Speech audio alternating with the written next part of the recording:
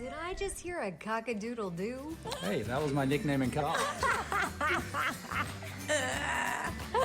Oh no, I'm the chicken! I love it. Wheels up, Buttercup. It's time to soar. What's up, everybody? Guess what? Today I am celebrating my D-Day.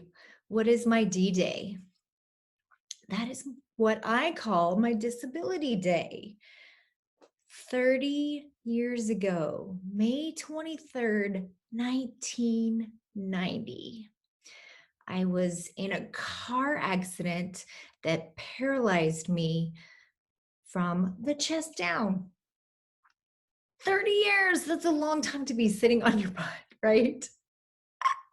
I always laugh when I'm in the car on a road trip with friends, and after 3 hours, they're like, "Banana, we gotta pull over because I've been sitting for 3 hours. My legs, I've got to stretch them out. They're killing me." And I think, you don't have a clue.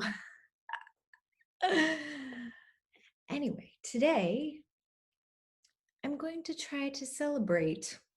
And that may sound crazy, but I have lived a pretty fabulous, full life. And believe it or not, I don't think I would change it. I was looking at my diary that I kept. During that time, I had a teacher, Mrs. Tooley. Many of you know her. She was a favorite. And when I was in the hospital going through a hard time, not really knowing how to express these feelings that I was having at that time, she said, "Here's a journal and a pen, and just write, just write." And I'm so thankful for that, because I look back at some of those thoughts, and at the time they were so real. But now that I've had 30 years to reflect and to live, they're almost comical.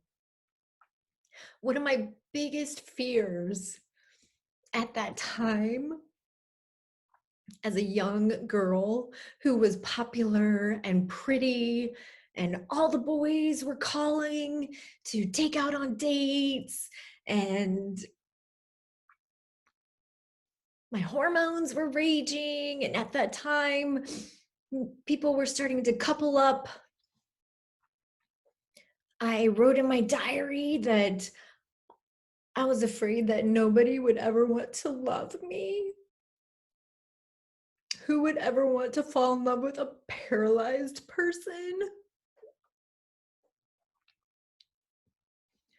And when I got out of the hospital, the phone stopped ringing. I remember sitting in the living room with my dad, feeling like nobody's ever going to want to date me again. And I remember when the homecoming dance came, and it was the first time that I didn't have a date in a really long time. And my dad said, "You know what? The universe may have just done you a favor, because your disability weeded out the guys that you wouldn't want to be with anyway."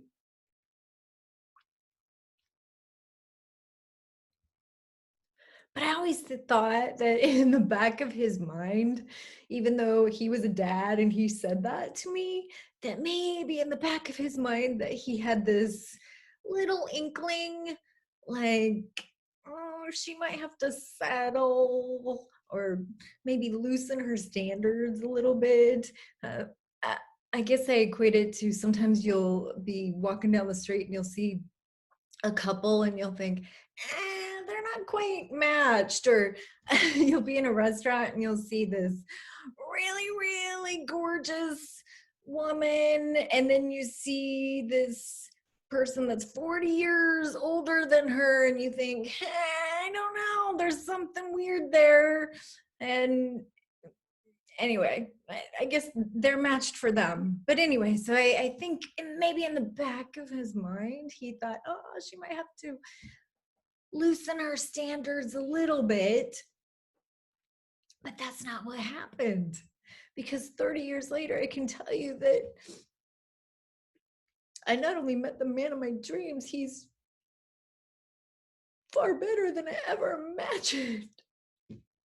And he's been with me through good times and bad times. And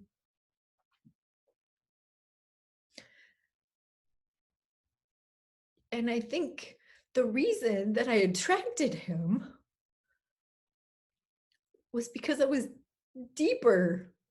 I was deeper than just a pretty face.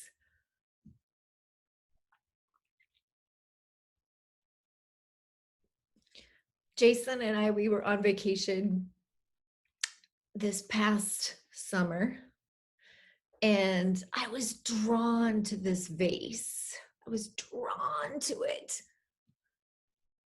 And honestly, it just looked like a clay vase. It looked like a clay vase that had been dropped on the ground, and it looked like it had been broken into pieces. And then an artist came in and picked it up and somehow took this vase and put gold in between the cracks.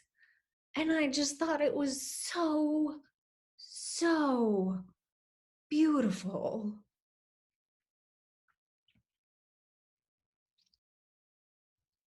And I think that in some ways, my disability, or 30 years ago when I broke my back, I think it's made me more beautiful.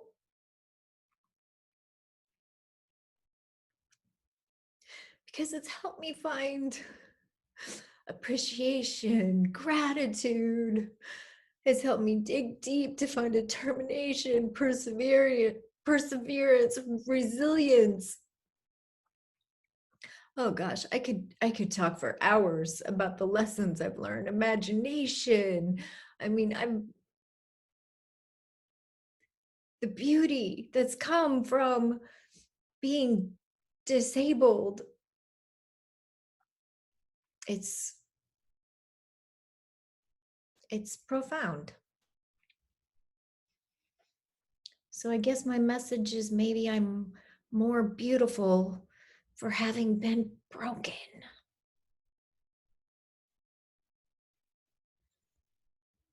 At any rate, I am celebrating today.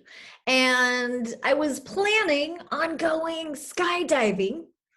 However, because of COVID, that has been canceled.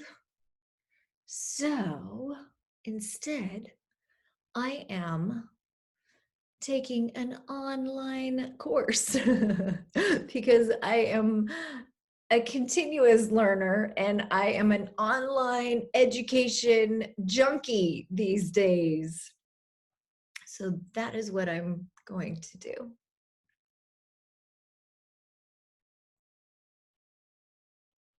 It's funny how sometimes when the worst thing that you think could possibly happen to you ends up being so beautiful. Have a good day, guys.